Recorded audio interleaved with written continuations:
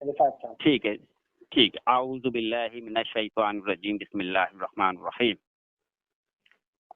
اللہم صلی علی سیدنا مولانا محمد مبارک وسلم، صلی علیہ الصلوۃ والسلام علیک یا رسول اللہ صلی اللہ تعالی علیہ وسلم۔ احباب اہل سنت، آپ اس گفتگو کو سماعت کر رہے ہیں جو کہ ہمارے اور محمد رضا سلفی صاحب کے مابین گفتگو ہو رہی ہے، اور موضوع ہے علم غیب رسول صلی اللہ تعالی علیہ وسلم۔ نبی پاک علیہ الصلوۃ والسلام کے علم شریف کے تعلق سے ہمارا اہل سنت کا یہ عقیدہ و نظریہ ہے کہ اللہ تبارک و تعالیٰ نے نبی پاک علیہ الصلوۃ والسلام کو مخلوق میں تمام مخلوقات سے سب سے زیادہ غیب کا علم عطا فرمایا۔ ہمارا عقیدہ ما کان و ما یکون تک ہے، یعنی کہ اولین تا آخرین تک اللہ تبارک و تعالیٰ نے اپنے پیارے حبیب نبی پاک علیہ الصلوۃ والسلام کو غیب کا علم عطا فرمایا۔ اللہ کے مقابل ہم نبی پاک علیہ الصلوۃ والسلام کا جو علم شریف ہے اتنا مانتے ہیں کہ جیسے کہ اللہ تبارک و تعالیٰ کا علم جو ہے ایک سمندر ہے، اور رسول اللہ کا اللہ کے مقابل سمندر کا ایک مختصر سا قطرہ۔ اور رہی بات یہ ہمارا عقیدہ بھی حمد تعالیٰ ہم قرآن اور حدیث سے ثابت کریں گے، اور جو اس کا جو اللہ کے رسول علیہ الصلوۃ والسلام کے علم شریف کا مطلق اگر انکار کرتا ہے تو یقیناً وہ جو آیت قرآنیہ کا انکار کرتا ہے، کیونکہ نص قطعی سے رسول اللہ صلی اللہ تعالی علیہ وسلم کے لیے علم غیب جو ہے نا ثابت ہے، تو وہ آیت قرآنیہ کا اگر وہ انکاری ہے تو یقیناً وہ اس معنی کر اگر اللہ کے رسول علیہ الصلوۃ والسلام کے علم غیب کا انکار کرتا ہے اس معنی کر، تو وہ دار اسلام سے بھی خارج ہو جائے گا، کیونکہ مطلق انکار کفر ہے، کیونکہ متعدد مقامات پر قرآن مجید کے اندر اللہ تبارک و تعالیٰ نے رسول اکرم اور دیگر رسولوں کا ذکر فرما کر فرمایا کہ ہم اپنے رسولوں کو چن لیتے ہیں جن کو غیب کا علم عطا کرتے ہیں۔ یہ میرا دعویٰ ہے مختصر سے وقت میں، اور میں نے اس پر حکم بھی بیان کر دیا ہے۔ اب میں جناب میرے فریق کے مخالف کو وقت دے رہا ہوں، جناب طلحہ صاحب، محمد رضا صاحب، تو مجھے بتائیں کہ اب میرے دعوے پر اگر کوئی تنقید کرنی ہے تو کر لیں۔ دعوے سے پہلے میں معذرت چاہوں گا کہ ابھی آپ کا 1 منٹ اور باقی ہے۔ میں نے وضاحت یہ کی ہے کہ آپ جو نا سب سے پہلے جس موضوع پر ہماری بات ہو رہی ہے اس موضوع کی آپ تعریف کر دیں علم غیب کی، یہ میں کہنا چاہ رہا تھا، بس 1 منٹ میں۔ علم غیب کی تعریف اگر ابھی کرنی ہے تو میں بھی کہہ دیتا ہوں کہ اگر یہ مسئلہ جو ہے علم غیب، کیونکہ اس کو سمجھنا بھی ہاں عوام کے لیے ضروری ہے کہ آخر علم غیب ہے کیا چیز۔ اب مختصر میں بات یوں کہوں تو علم غیب کی تعریف یہ جو حواس خمسہ سے معلوم نہ ہو اس کو غیب کہتے ہیں۔ جو غیب کی تعریف اور احکام کا معاملہ ہے وہ یہی ہے، اور اس میں جیسے کہ کسی چیز کو اب مثال دی جاتی ہے، اور آگے جب بحث آئے گی تو ہو سکتا ہے آپ بھی مثال دیں اس معنی کر کہ اس طرح، تو کسی دوسرے چیز کو جیسے کہ ابھی کسی نے کوئی شہر نہیں دیکھا تو اس معنی کر اگر اس کو کسی شہر کا معلوم نہیں ہے تو کیا وہ بھی غیب کہلائے گا؟ نہیں، وہ غیب نہیں کہلائے گا، کیونکہ غیب کا معنی ہی اور احکام ہی یہی ہے کہ جو حواس خمسہ سے معلوم نہ کیے جائیں۔ جیسے کہ 5 چیزیں ہیں حواس خمسہ میں، تو ان سے جو ہے نا معلوم نہ ہو تو اس کو غیب کہا جائے گا۔ تو یہ میں نے مختصر تعریف کر دی ہے۔ مختصر سی بس ایک لاسٹ سوال ہے جی، وقت ہو گیا لیکن ایک لقمہ لینا چاہوں گا۔ کیا اللہ کے رسول صلی اللہ علیہ وسلم کو آپ عالم الغیب مانتے ہیں یا عطائی عالم الغیب مانتے ہیں؟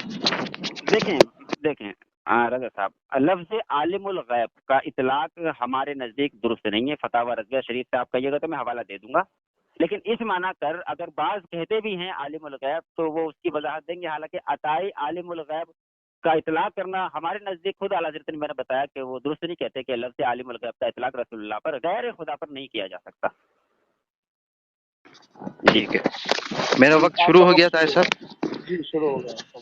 ٹھیک ہے، بسم اللہ الرحمن الرحیم، رب اشرح لی صدری ویسر لی امری واحلل عقدۃ من لسانی یفقہوا قولی، اعوذ باللہ من الشیطان الرجیم، بسم اللہ الرحمن الرحیم۔ سامعین کرام، ہمارے فریق مخالف رفایت علی صاحب رضوی صاحب نے اپنا دعویٰ مکمل پیش کیا ہے۔ اس دعوے میں انہوں نے 3 چیز بیان کی ہیں۔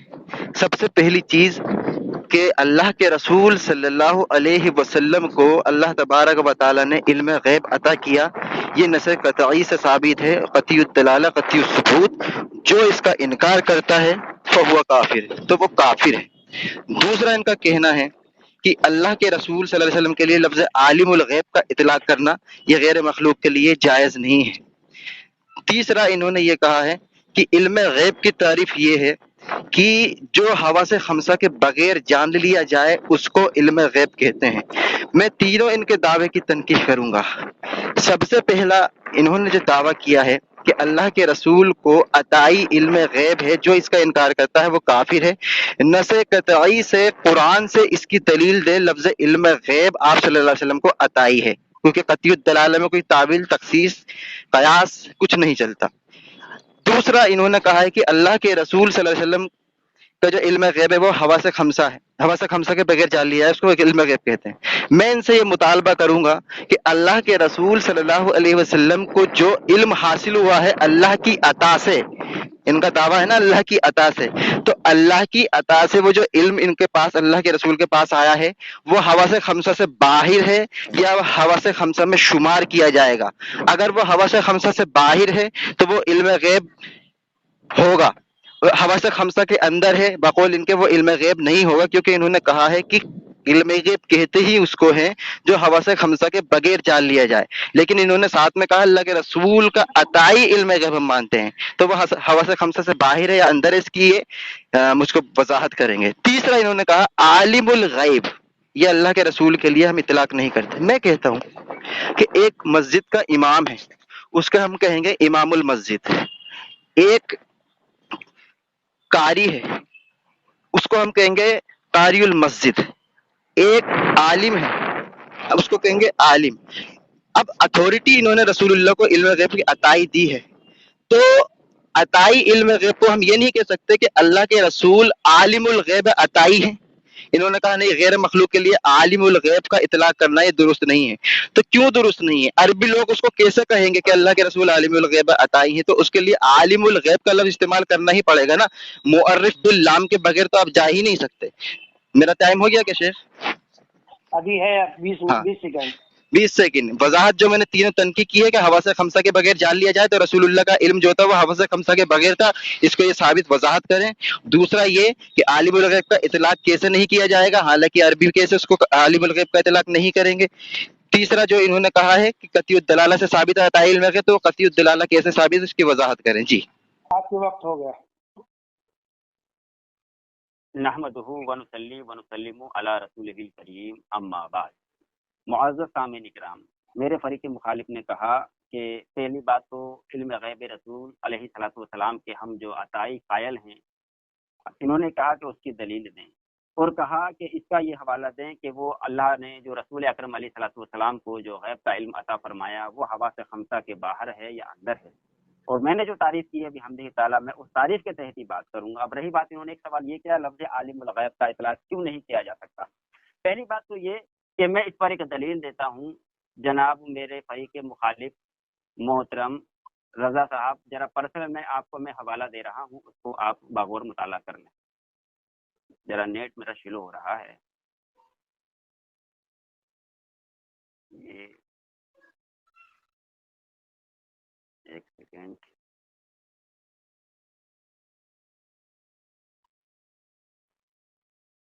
تو اتنے سارے میسیجز ہوتے ہیں نا،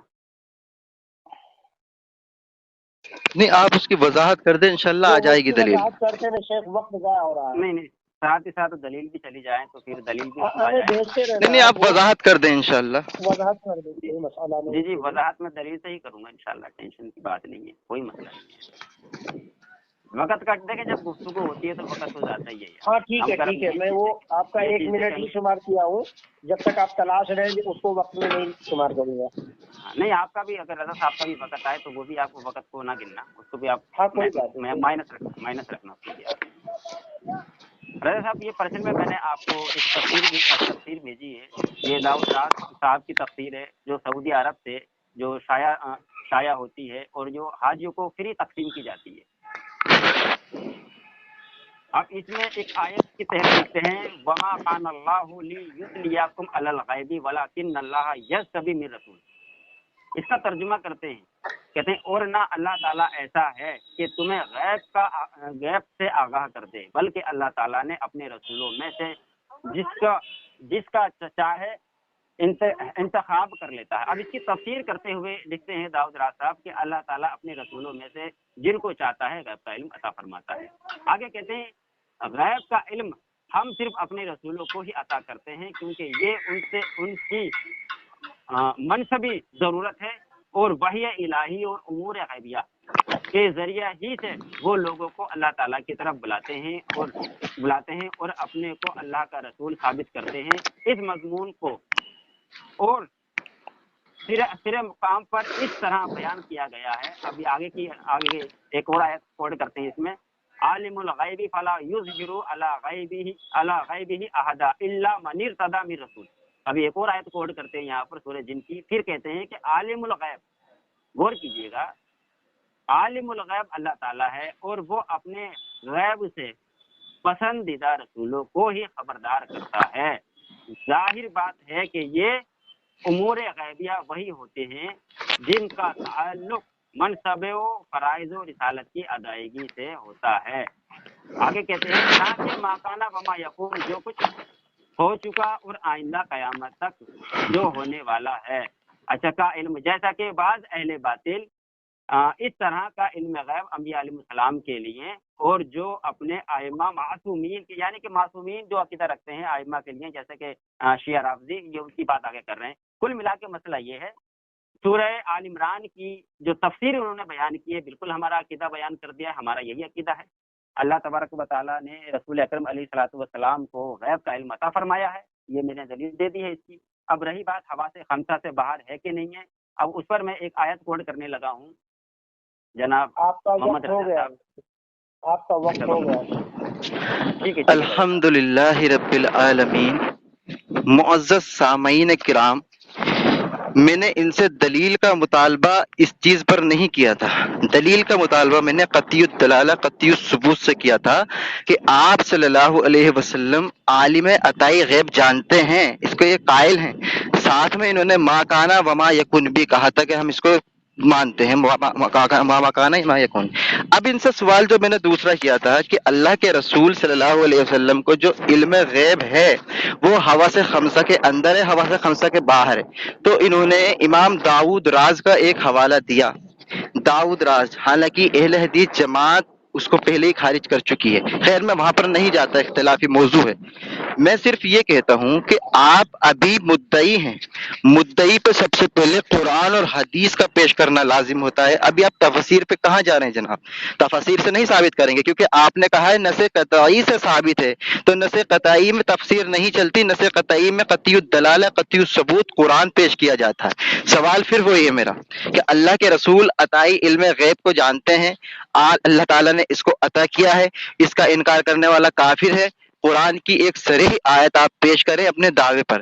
دوسرا جو میں نے سوال کیا تھا اللہ کے رسول، اچھا داؤد رات کا جو حوالہ دیا اس سے تو یہی ثابت ہو رہا ہے کہ اللہ کے رسول کو اللہ تبارک و تعالی ظاہر کر دیتا ہے کچھ غیبیہ باتوں پر. تو واضح ہوا کہ اللہ تبارک و تعالی جو ظاہر کرتا ہے وہ وحی کے ذریعے کرتا ہے. تو وہی تو خمسہ کے اندر آ گئی نا، خمسہ سے باہر کیسے ہوئی؟ آپ کا دعویٰ ہے کہ اللہ کے رسول صلی اللہ علیہ وسلم حواس خمسہ کے بغیر جان لیتے ہیں، تو وہ آپ کو وضاحت کرنی ہے نا. کیونکہ علم غیب آپ نے کہا کہتے ہی اس کے جو حواس خمسہ کے بغیر جان لیا جائے، تو یہاں تو وہ ثابت کر رہے ہیں امام داؤد راز کہ اللہ کے رسول کو جو بتایا لیتلیاکم، اللہ تبارک و تعالی نے اطلاع کی ہے. تو یہ تو خمسہ کے اندر آ گیا علوم ہے، آپ اس کو باہر نہ کریں. دوسرا، اللہ کے رسول کے لیے عالم الغیب کا اطلاق نہیں کیا جا سکتا، اس کی دلیل آپ کو فراہم کرنی ہے. سب سے پہلا دعویٰ سن لیجئے، آپ کا دعویٰ کہ اللہ تبارک و تعالی کا علم جو ہے وہ اتنا ہے کہ اس کی ہم بیان نہیں کر سکتے، لیکن آپ نے تثبیت دی ہے. خیر وہ کوئی بات نہیں. اللہ کے رسول صلی اللہ علیہ وسلم کا علم آپ نے تثبیت دی کہ ما کانا وما یکون. ایک جگہ اللہ کا علم کی آپ تسبیح نہیں دے سکتے، دوسری جگہ رسول اللہ کو کہہ رہے ہیں کہ ما کانا وما یکون، جو کچھ ہو چکا جو کچھ ہونے والا ہے. تو جو کچھ ہو چکا جو کچھ ہونے والا ہے، میں کیا مستثنا ہے جو اللہ کے رسول کو علم نہیں ہے اس چیز کا؟ کیونکہ اگر مستثنا نہیں ہوا تو پھر تمام اللہ تبارک و تعالیٰ کی طرح ان کو علم ہو گیا. یا تو آپ اس کی وضاحت کریں ما کانا وما یکون میں کیا رسول اللہ نہیں جانتے اور کیا جانتے ہیں، اس کی وضاحت کریں. میرا ٹائم ہے کیا ابھی 10 سیکنڈ ہے آپ کا. سب سے بڑی بات وہی ہے کہ قطعی الدلالہ آپ نے ثابت کیا، تو قطعی الدلالہ سے آپ اپنی دلیل قطعی الدلالہ ہی پیش کریں کہ رسول اللہ کو عطائی علم غیب ہے، لفظ علم غیب کے ساتھ. جی وضاحت. آپ کا وقت ہو گیا. معزز سامعین کرام، آپ نے میرے فریق مخالف جناب محمد رضا صاحب کی گفتگو کو سنا، اور میں نے بھی حمدی تعالیٰ اپنے دعوے میں عقیدہ بھی بیان کر دیا ہے، اور بھی حمدی تعالیٰ میں نے دلیل کی ابتدا بھی کر دی ہے. اور وہ جو آیت کریمہ میں نے آپ کو سینڈ کی ہے وہ قطعی الدلالت ہی ہے، اس سے کوئی دوسرا احتمال نکلتا ہو تو مجھے نکال کر دکھائیں. ایک بات दूसरी बात इन्होंने कहा दाऊद राज साहब के ताल्लुक से कि इनकी क्या हैसियत जमात अहले हदीस में कि उनका ये वो, बहरहाल ये इनका मामला है जो भी कहें, लेकिन फिल वक्त मैं इतना कहूंगा कि वो तर्जुमा आज भी सऊदी गवर्नमेंट उसको शाया करती है, उस तफसीर को, और उसको जो है ना छाप कर बंटवाती है, हाजियों को फ्री दिया जाता है। अच्छा, इन्होंने कहा कि मैंने अपने दावे में और गुफ्तगू में अल्लाह तबारक व तआला के इल्म को नाउज़ बिल्लाह मिन ज़ालिक के मैंने उसको जो है ना उसकी हद मुकर्रर कर दी है, नकल कुफ्र कुफ्र नबाशित, हमारा तो अकीदा बिल्कुल जिस तरह अल्लाह तबारक व तआला की ज़ात अक़दस लाह महदूद है, कोई हद नहीं है, इसी तरह अल्लाह तबारक व तआला की हर सिफात लाह महदूद है। हमारा बिल्कुल ही ऐसा अकीदा नहीं है, नाउज़ बिल्लाह मिन ज़ालिक, क्या बनेगा, कुछ भी नहीं बन पाएगा, हमारा तो मामला ही खत्म हो जाना है भाई, तो शिर्क ठहरेगा यहाँ। अब रही बात ये, इन्होंने कहा कि अल्लाह के रसूल अलैहिस्सलातु वस्सलाम का इल्म जो है ना आप उसको साबित करें, मा काना बमा यकून साबित करें। दूसरी बात, अब इन्होंने कहा कि हवा से खमसा से कैसे बाहर होगा। अच्छा, मैं एक जिक्र कर रहा था, मोअज़्ज़ज़ सामीन इकराम, अक्सर ये बात होती है कि जो अल्लाह तबारक व तआला ने रसूलुल्लाह को बता दिया फिर वो गैब ना रहा, जैसे कि ये बात करना चाह रहे हैं, हालांकि इन्होंने अपने अकीदा अभी तक वजाहत नहीं किया कि अल्लाह के रसूल के लिए आखिर इनका अकीदा क्या है। नाज़रीन, मैंने इनको एक आयत पेश की है जिसका जो है सूरह यूसुफ की आयत नंबर 102 मैंने सेंड की है, आप देख लीजिएगा। ज़ालिका मिन मिन अंबाइल गैबी नूही इलैका वमा वमा कुंता लदैहिम, अभी आप देख लीजिएगा, इज़ अजमअू अमरहुम वहुम यमकुरून, अब ये 102 नंबर आयत है सूरह यूसुफ की। अब इसका तर्जुमा है, ये कुछ गैब की खबरें जो हम तुम्हारी तरफ वही करते हैं, ये अल्लाह खुद कह रहा है, ये गैब की खबरें हैं जो अल्लाह तबारक व तआला अपने प्यारे महबूब अलैहिस्सलातु वस्सलाम पर वही कर रहा है। अब अल्लाह को जिसको खुद गैब फरमा रहा, आप कहते हैं फिर वो गैब कैसे रहेंगे। अच्छा, उन्होंने कहा कि माकाना वमा यकून की बात जो मैंने की थी, अब मैं एक हदीस कोड करने लगा हूँ, बुखारी शरीफ की हदीस है, हदीस नंबर 3192 है। हजरत उमर रज़ी अल्लाह ताला अन्हु से मरवी है, नबी करीम सल्लल्लाहु ताला अलैहि वसल्लम एक दिन हमारे दरमियान खड़े हुए तो आपने मखलूक की पैदाइश की इब्तिदा से का जिक्र फरमाना शुरू किया, हत्ता के जन्नती अपने मुकाम पर पहुंच गए और जहन्नमी अपने पर, बस उसे जिसने याद रखा, जो भूल गया तो भूल गया। नाज़रीन, ये बुखारी शरीफ। अच्छा, बुखारी शरीफ की सिर्फ एक ही नहीं, इसमें मैं इनको मुतअद्दिद मुकामात पर बुखारी की हदीसें दे सकता हूँ जिसमें अल्लाह तबारक व तआला के प्यारे हबीब नबी पाक अलैहिस्सलातु वस्सलाम ने क़यामत की भी निशानियां बेशुमार बयान फरमाई। ऐसे ही मुस्लिम शरीफ की रिवायत है 7265, 2066, 2066। अल्हम्दुलिल्लाहि रब्बिल आलमीन।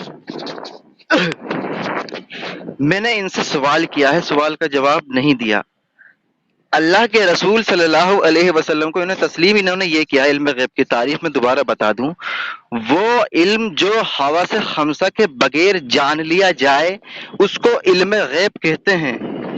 मैंने इनसे कहा कि रसूलुल्लाह सल्लल्लाहु अलैहि वसल्लम को आप अताई इल्म गैब मानते हैं, तो ये अताई इल्म गैब उस इल्म गैब की तारीफ के अंदर है या उस इल्म गैब की तारीफ से बाहर है?